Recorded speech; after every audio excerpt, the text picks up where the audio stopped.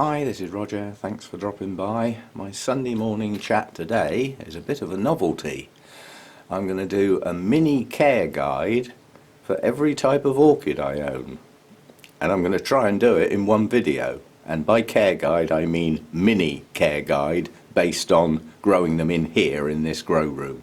I won't have time to go into, similar orchids being looked after in the home or in what I would call a real greenhouse, which this isn't. This is what I call a grow space. Yeah, and I'm doing them in the order in my notes, and I'll say how many I've got, and well, those who can be bothered can add them all up at the end if you feel like doing so. But I'm not catering for duplicates. Some plants have actually been split, and there are doubles, and in some cases three. Right, let's get going then. I've got my list because I haven't got that good a memory. Starting with Arengus. Now, these are monopodial. They come from Central and Southern Africa in the main and Madagascar, and many are endemic to Madagascar. Therein lies their climate, basically. These are intermediate to warm growers in the main. I don't think there are any cooler growers in this set. They come in two types. We have the type that look like this, that I call the wavy edged ones. So they have slightly wavy edges to them. They're pretty plants, just, irrespective of whether they're in bloom or not. And then the other type look more like a little Phalaenopsis. They have, whoops. Oh, well, that one needed watering. Like this one, which is coming into bloom soon. This is fastuosa. But this looks more like a mini Phalaenopsis in type. Thick, fleshy leaves. Monopodial. The things that these have in common is that they grow plantlets. Now, I won't call those kikis because they grow from the base of the plant. I tend to think of kikis as coming up part way up the plant, if you see what I mean, specifically on Dendrobiums, or especially on Dendrobiums. But they do clump up. They do form like a little clump of plants, all coming from the same base. Some of these will only grow on bare trees, no moss. If there's any moss or other things growing, that type of Arengus won't grow there. Yeah, so some of them are quite specific to the growing environment, and those types would probably not do very well in a pot. I find they do best mounted. There are quite a lot of Arengus. Some of them are high light, some of them are medium light, dappled light, and some of them grow in deep shade. So you need to know which ones you've got to adjust your light accordingly. They don't like their roots getting soggy. We say that for most orchids, quite honestly, with a couple of exceptions. So if you're going to grow these, they do best mounted. In the main, they need quite reasonable light. Some of them like highlight, up towards heading towards the Vanda type light. So that's Arengus. They like a wet-dry cycle. They don't like to stay soggy. And I find them rewarding. The blooms are all similar. They all have a spur. They tend to go from white through the creams into pale greens, sometimes with pink tinges or browny fawny coloured tinges, sometimes yellow tinges, but they are fundamentally night scented blooms. They don't need colour. So that's the Arengus. They're quite easy to look after, not so easy to get hold of. Next we got the Bulbophyllums. I am not an expert on Bulbophyllums. I've only got a few. And this is a vast genus. You've got to do your work on each individual Bulbophyllum to find its requirements, because some actually need a reasonable amount of light, and again, some are shaded. Some are cool growers, but more often than not intermediate to up the warm end, and some are even classed as warm to hot growers. So you've got to do your homework on the Bulbophyllums. The one thing they don't like is to stay dry. I think across the board you can say that these like to be moist, and don't like to dry out. So they need a media that's suitable to accommodate that. Mine are in small bark and sphagnum moss to accommodate that ability. My biggest one is the Wilbur Chan. I've got one mounted up there, Sycamensi. Why won't you bloom, in brackets? Well, actually, Wilbur Chan's in the same category, come to think of it.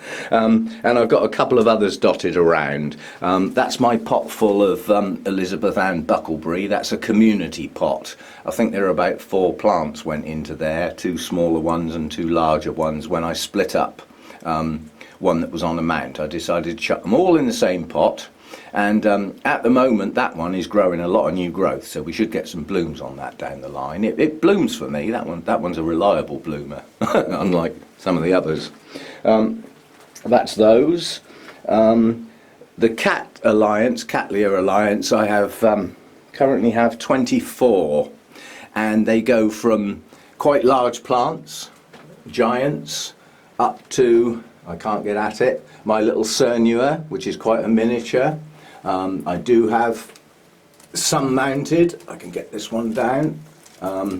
That in fact is a nice little miniature. That's blooming size. It has bloomed for me. That is the little lemon drops thing.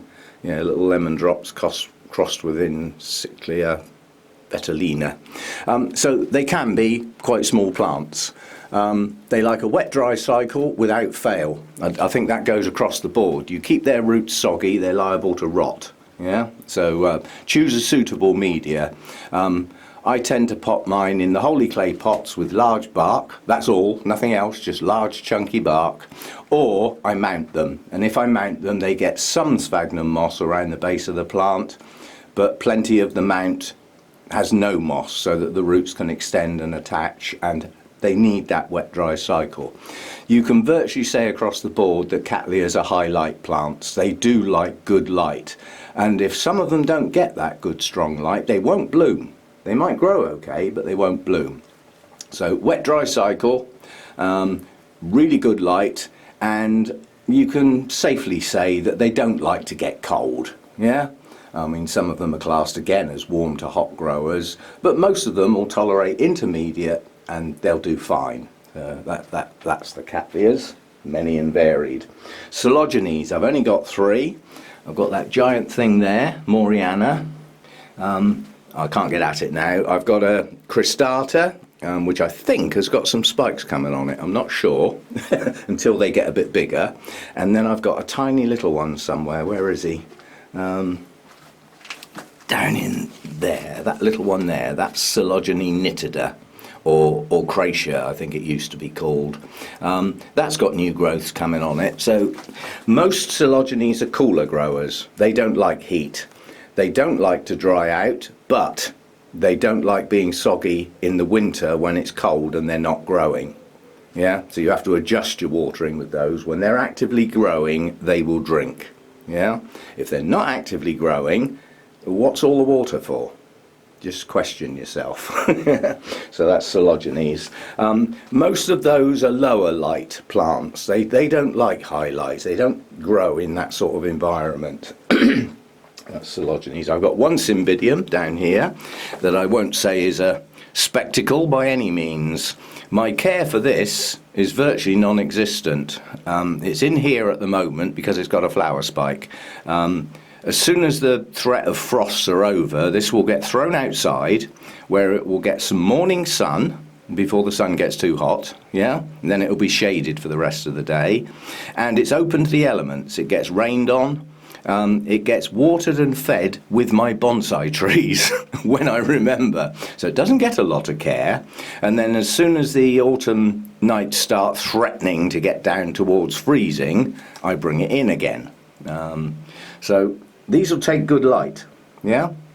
Most are terrestrials, but not all. Some are actually epiphytes. I think there's even a couple that are lithophytes. So again, do your homework.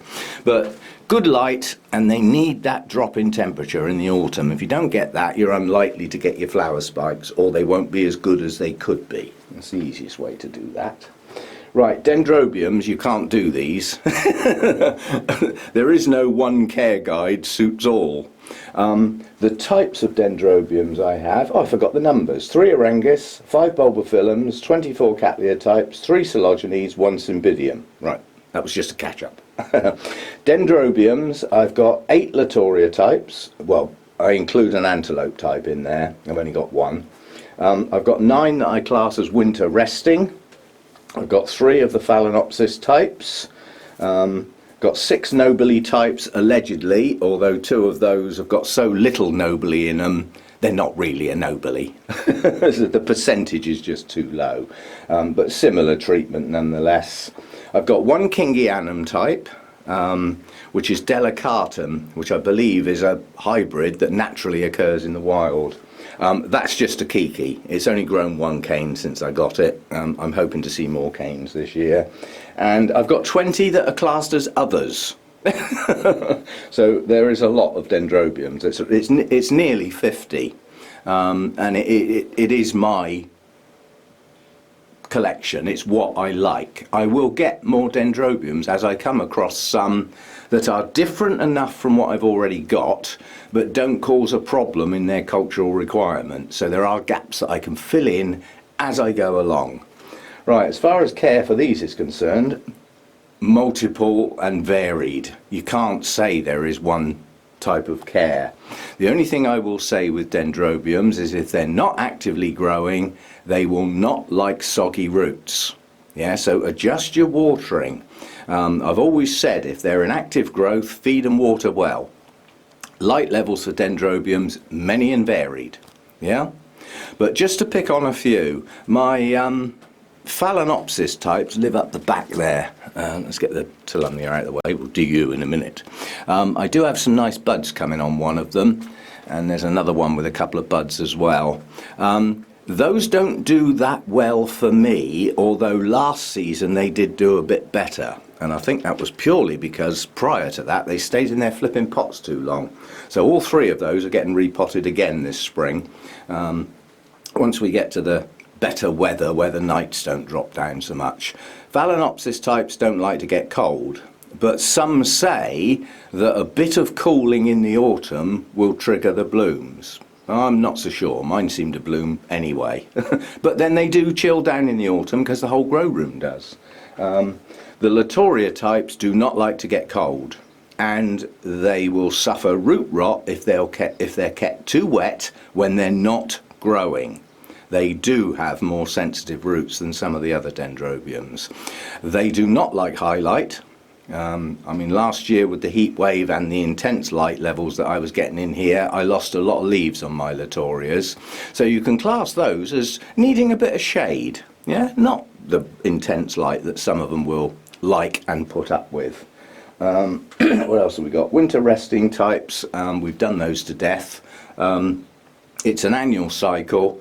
Most of them bloom in late winter, early spring, and they are in the main annually deciduous. So if you don't like bare canes hanging down from your mount or sticking up out of your pots, then those are not the things for you, because they will spend some of their time with no leaves at all, or very few. And some of them have a habit of dropping their leaves quite quickly, and it can be quite disconcerting if you're not expecting it.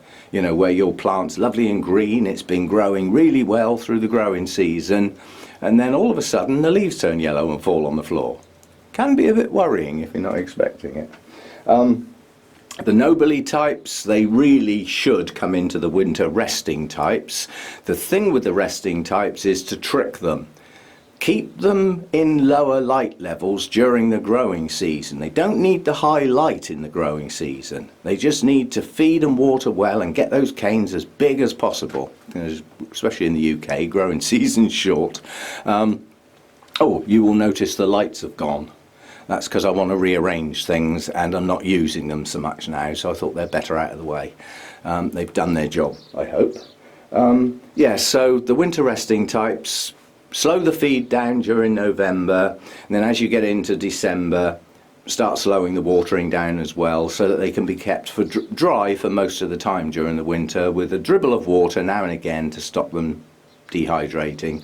But what they really need in the winter is the highest light possible, and they need to chill down. So if you can't do that in your home, they're not going to do so well. But you will get away with nobile hybrids, because although they need some of that seasonal change, you can get away with it not being so extreme. So they don't need to get quite so cold. They don't need quite so much bright light, and they'll still bloom. Yeah, so you can grow those in the home. My other types are just varied. Some are cool growers. My Victoria Regina is a cool grower. This one here, Kinoko, is a Victoria Regina cross. That's a cool grower. So when we get into the growing season, I've got to find places where they're going to stay cooler. That's difficult. But what I will do is soon I will put the rack back up there, the hanging rack like that one, and it will be there. It's directly in front of that. That keeps them cool.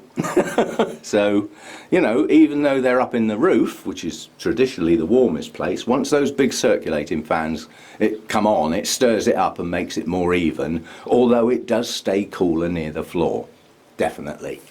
So that's your Dendrobiums. When growing, feed and water well. And if they're a resting type, keep the light level down in the summer so that when you increase it in the winter, the change is more dramatic and you'll get more blooms. Yeah? Mine are just, oh, this poor old Tilumnia is still sat in the water. It's hanging back up. So we got sun today. It's going to get warm in here. That will dry out soon. And my mounts are due to be watered in a minute, so that's not too bad. So that's sort of Dendrobiums. Don't let the Torias and Phalaenopsis types get cold, and the others, you've just got to do your research to find out how to look after that particular plant. Yep. But don't keep them soggy when they're not growing.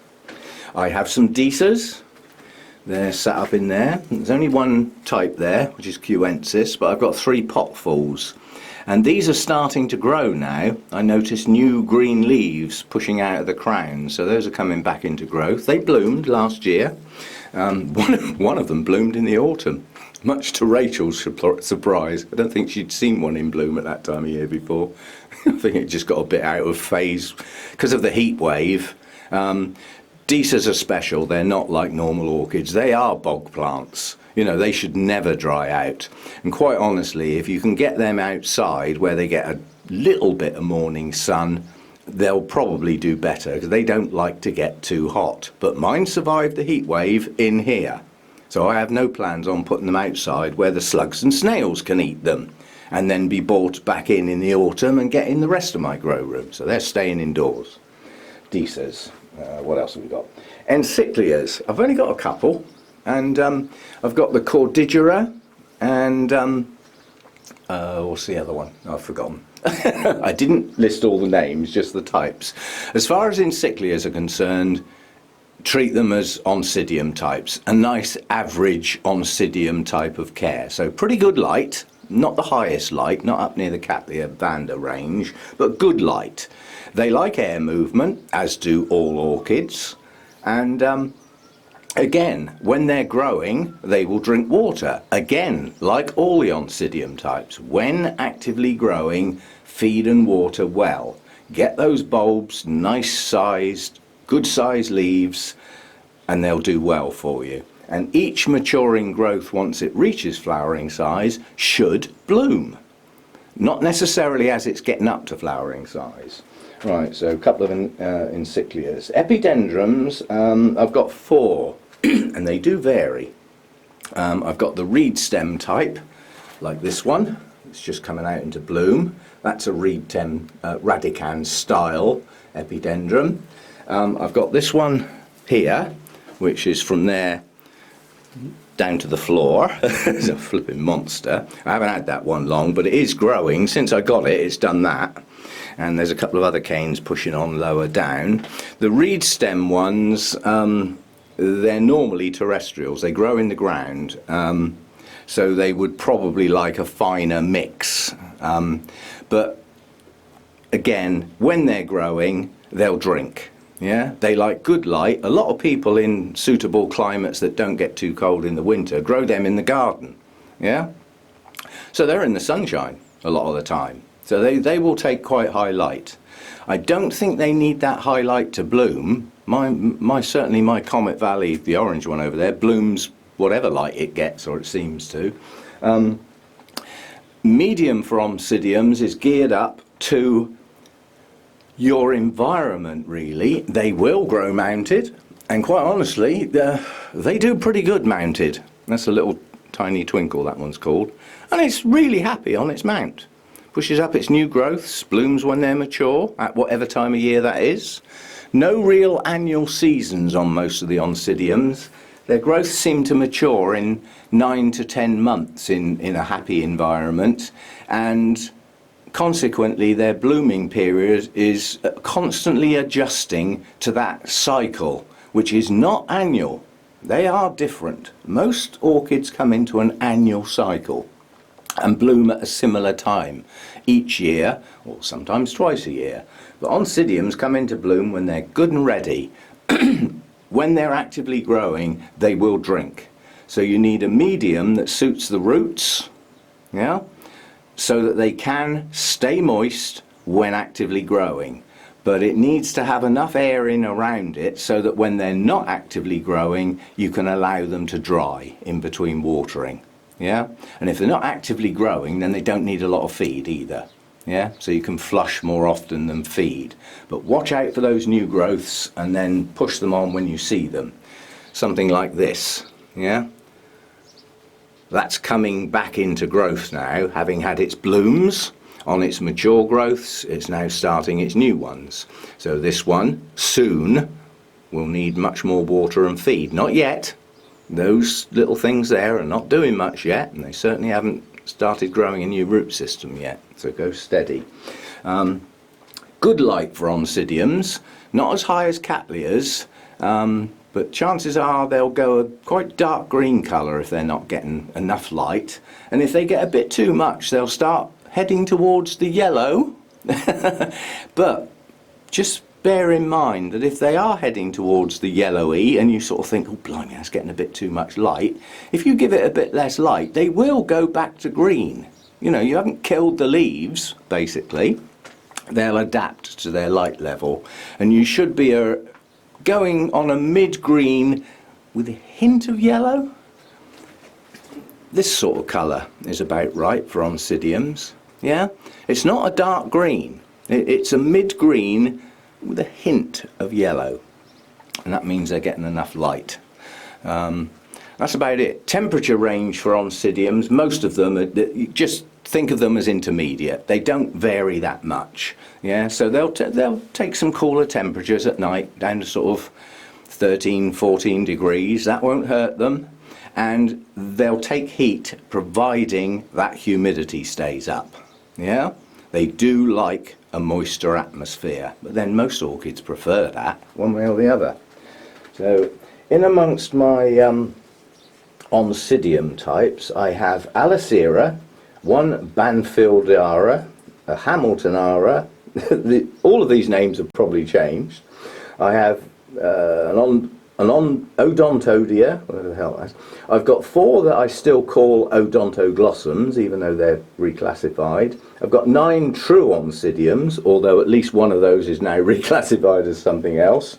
And a couple of Oncostellis, and again, they probably had their names changed. So 5 Aliceras, 4 Odonts, 9 Oncidium types, and some odd others. I got 23 or 24, but in amongst those are quite a few duplicates where I've split them.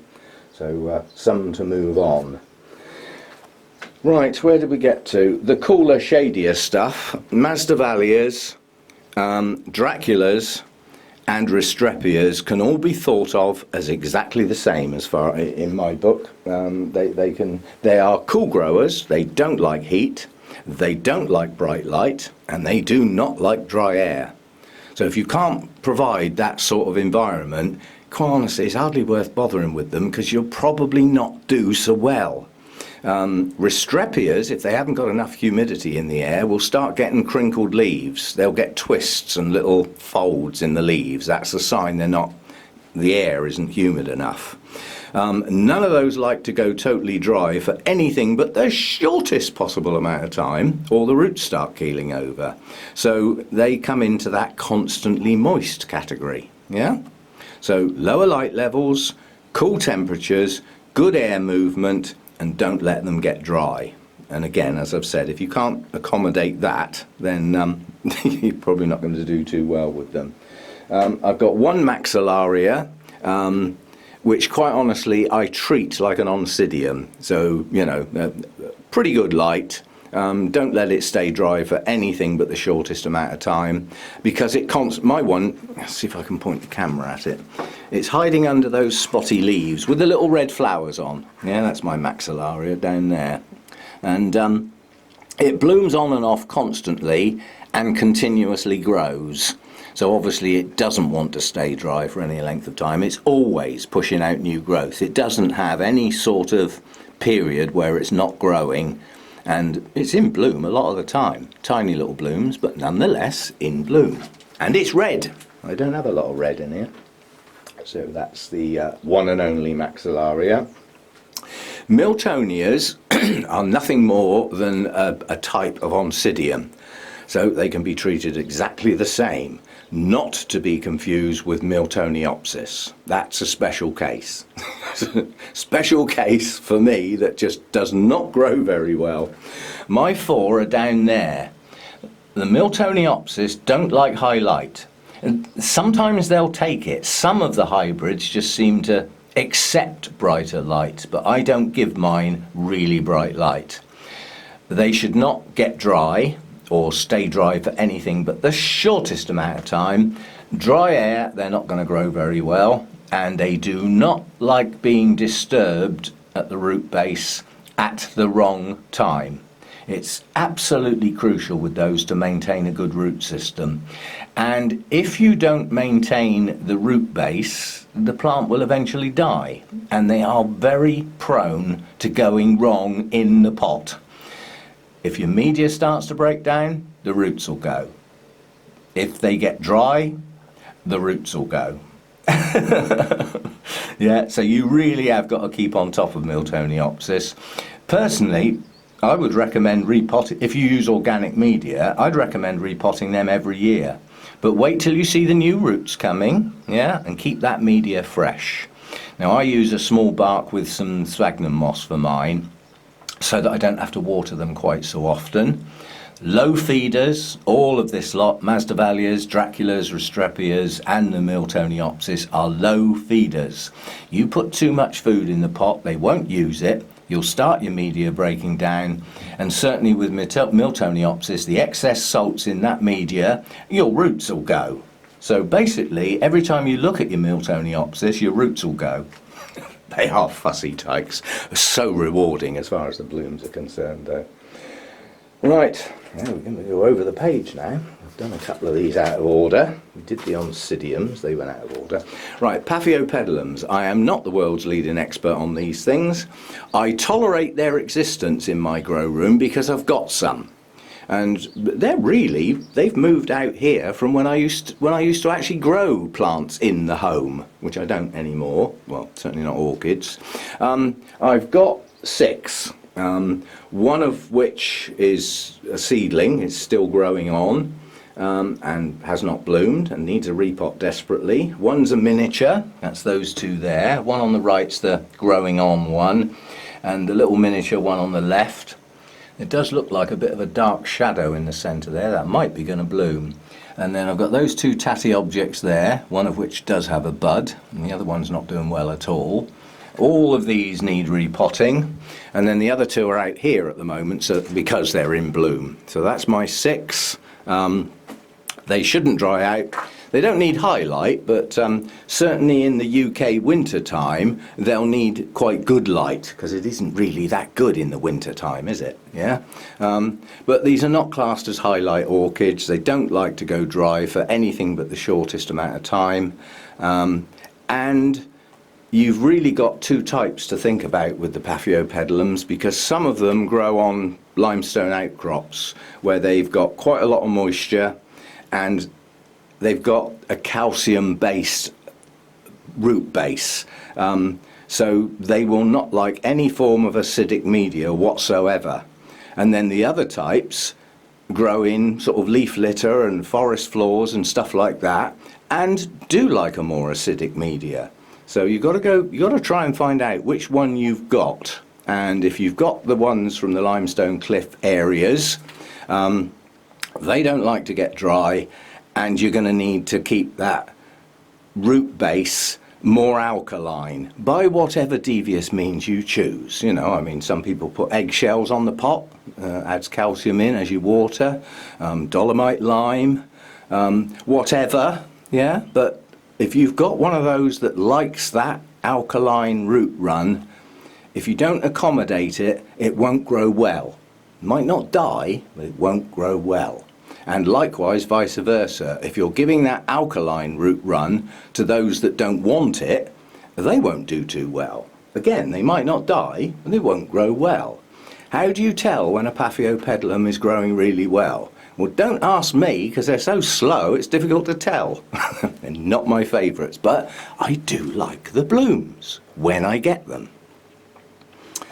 All of mine are single blooms. Quite honestly, if you're going to have a few paphs, if you can, go for the multiflorals, you know, where you get a bloom and then it pushes on and another bloom comes and another, and you can get quite a few blooms on a single stem then. Sometimes more than one open at once. They're a little more rewarding in my book.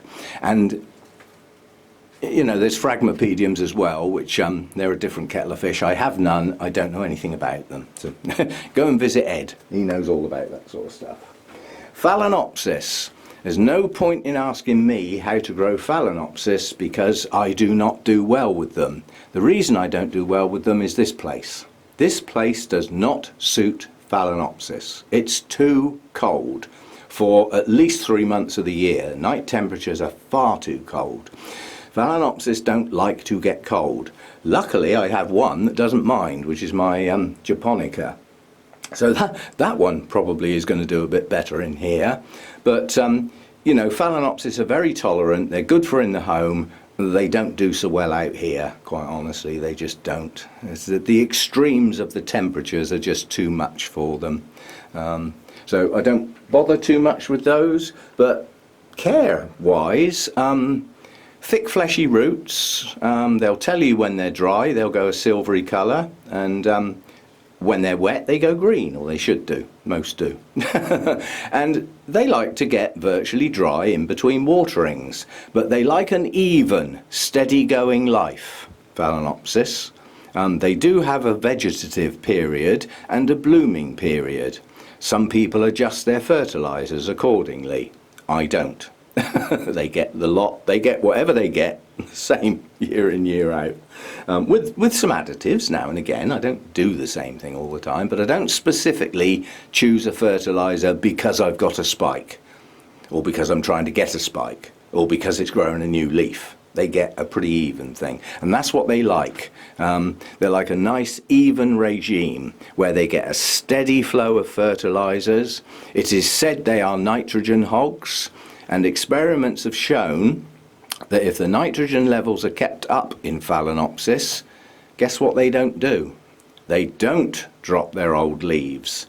So this business of saying that, oh, it's quite natural to lose a leaf now and again, well, actually it's not.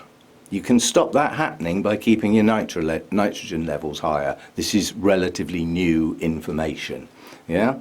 So they're nitrogen hogs, so keep that N number higher than you would for others if you're a specialist grower and you want them to do really well. I don't bother so much because I've only got a couple, 4 in fact. Psychopsis, I have 1. This is effectively an Oncidium type, yeah? I think once upon a time they might have been called Oncidiums, but Psychopsis, big thick fleshy leaves. Mine's hiding in here at the moment.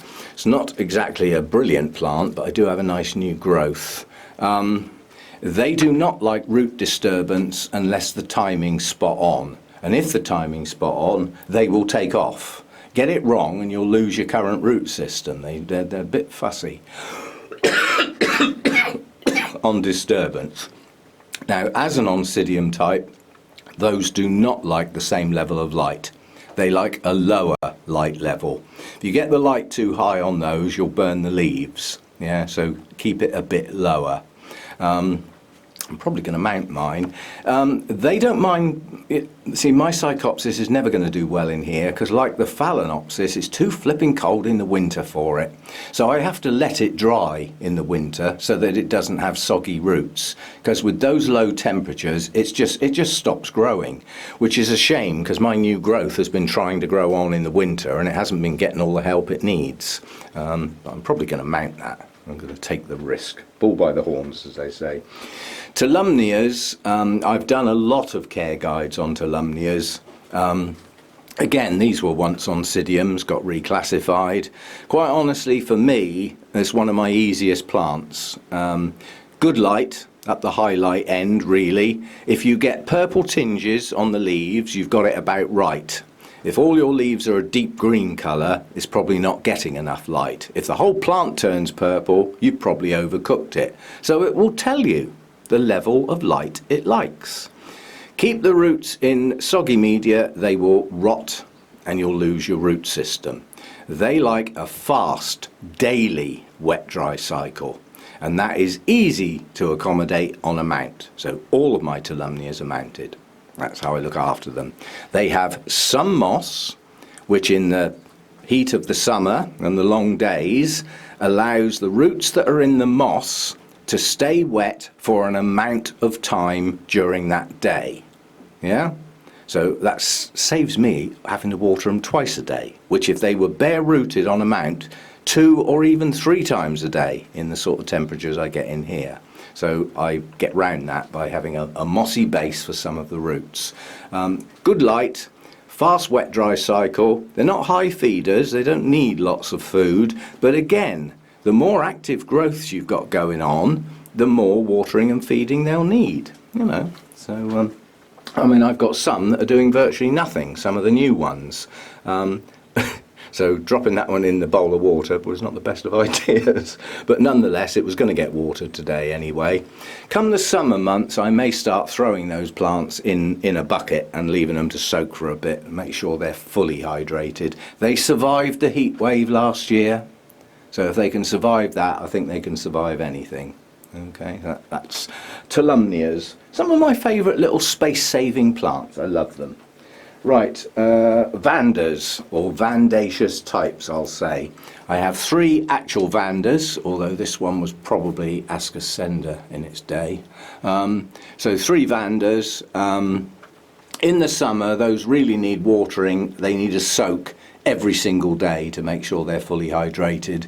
In the winter, they still get the same soak. It's still the same mechanism, but literally every sort of 3rd day, sometimes every 4th day, depends on the weather. If it stays cool in here, day in, day out, they don't need as much watering because they're not growing much. They will slow they will slow down if they get cool. Yeah?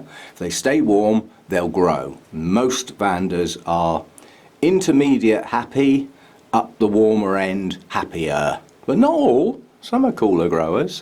The other Vandaceous types, I've got this Rhynchorides Bangkok Sunset, which, guess where that got left for a couple of days? Yeah, too near the light. These will burn easy. These are not highlight Vandaceous types. These need a lower level of light. They burn quite easily. Now, I got away with this because it's a purple tinge. And you can see that the new leaf there, the direction of the light allowed that new leaf to shade that little part, so that bit didn't go purple. And it was only the top couple of leaves, so a little bit of purple spotting is about right for these, not big purple blotches or turning completely purple. That's too much. By the time your leaves turn completely purple on that particular type, you've probably burnt it, and it's too late, as I found out when I first got it. Not a highlight lover, that one. Likes to stay reasonably warm. Doesn't like its roots to be enclosed and soggy. Most Vandaceous type like a lot of air around their roots. What else have I got? I've got the Rhynchostylus giganteas. Not happy plants. Asking me to care for those is not the best of ideas, but they are looking better since they had the chunky lava rock put in the roots, which when they're dunked in the bucket, that lava rock stays wet for quite a long time. So it's now getting, these 2 plants are now getting much more hydration. Same with the light levels with these. You put these in Vanderlight, they may burn. They don't like the light level quite so high. And they like to stay warm, which means mine don't do much in the winter. And the only other one that's hiding up here is a strange one. This is Dimorphorchis lowii. Actually, I'll correct that. It's Dimorphorchis lowii and still alive. It has grown some new roots. It has actually got some quite good roots in the pot. It's a very slow grower. It's just currently, it grew one new leaf in the winter, and if you compare the leaf on the right to the one on the left, the one on the right is its winter leaf, the one on the left was last season's leaf, and now we have a new one coming which I hope will be the same size as the growing season leaf. But a slow grower and donkey's years away from blooming. That's got to get into you're probably looking at 6-7 years before that even gets to blooming size, and maybe even longer. So I might not even be around when that gets to bloom, but it's living, it's hanging in there. That one does well in brighter light, sort of Vanda type light. That one seems to be doing okay up there in the roof. It might have to come down come the summertime, but then when the sun gets right up above this place, almost directly above, not quite, there'll be shade netting on the roof because it's too much otherwise, it gets too strong. So that's that one. My two Neos, I've got this one that fell apart when I took it out of the pot because it was rotting. This has now been mounted in little pieces, and some of these pieces I'm sure are going to grow on. Some of them might not, like this one here that looks like it might die. But it's being given a chance, and it's now got what it seems to be happier with, which is a faster wet-dry cycle than it was getting in its pot full of moss, basically. It's now on a mount, so it dries a lot quicker. My other Neo we have looked at recently. You'll have to, it's through there in the clay pot.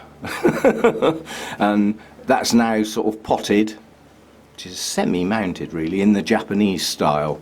So it's got a hollow, a mesh pot upside down covered in moss, roots over the top of that, more moss on top of those roots, and then tied in a mound and then just sat on the top of that clay pot. It's not potted in that clay pot, it's sat on it.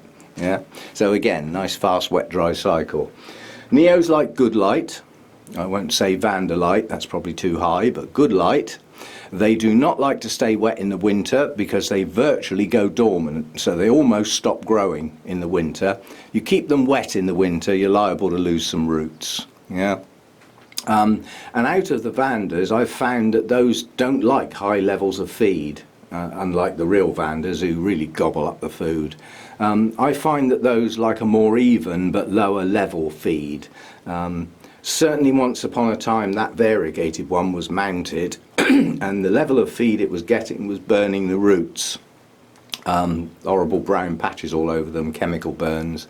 That may have had something to do with the actual fertiliser I was using at the time, but that's a long and other story, not for now.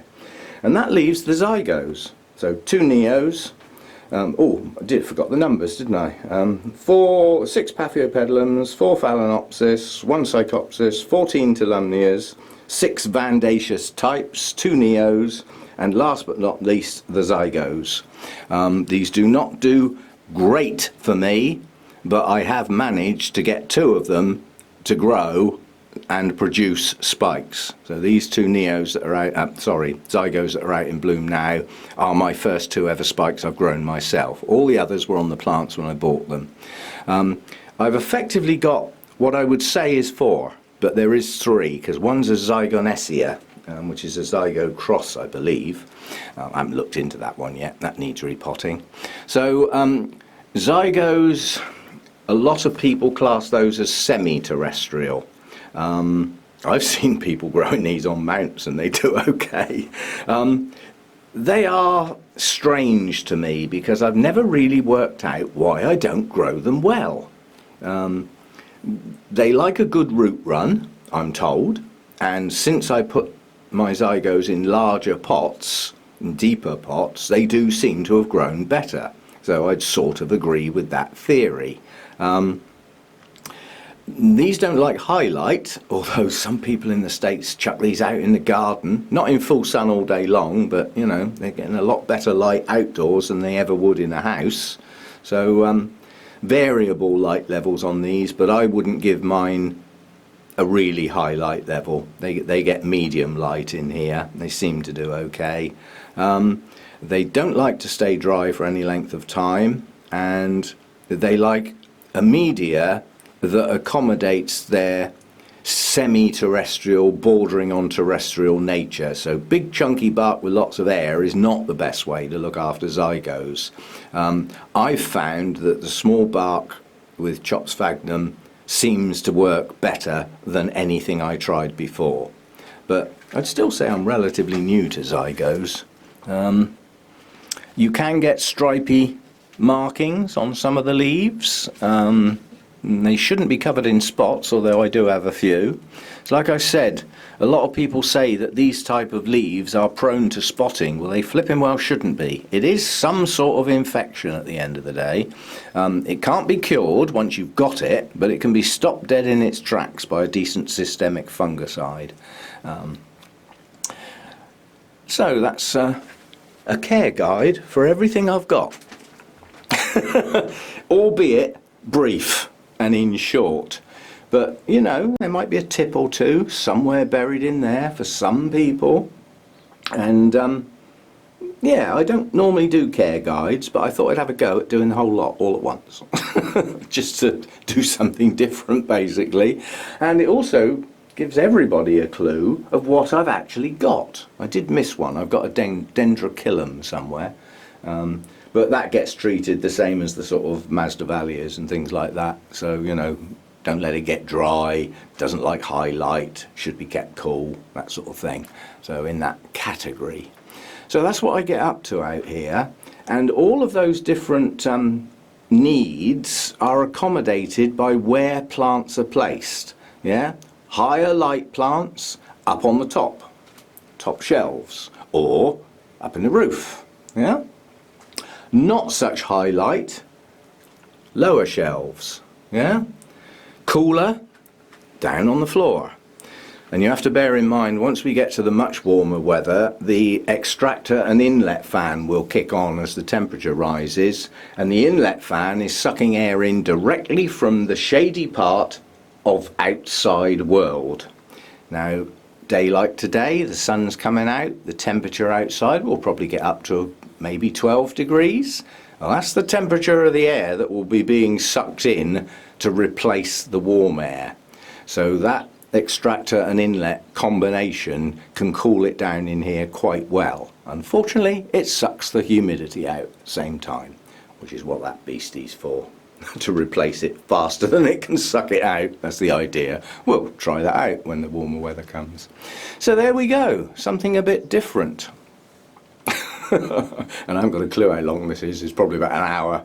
Anyway, I'll cut it off there, and I haven't got a clue what I'm going to film for the rest of the week. I'll sort something out, but I just thought that was a novel idea for a Sunday morning chat. And I'll see you next time. Bye for now.